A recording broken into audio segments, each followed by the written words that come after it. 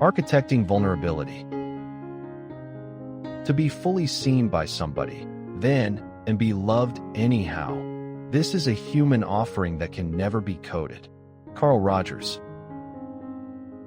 Silicon may be precise, but human emotion is messy. Designing empathy requires allowing imperfection, friction, hesitation, and subtle inconsistencies. Interfaces that anticipate perfection often fail to resonate. Vulnerability in design is the admission that users are complex, that their attention is precious, and that the journey toward trust is nonlinear. A small glitch, a pause, or a micronudge can sometimes create more intimacy than flawless execution ever could. For the full story, click the link on the screen.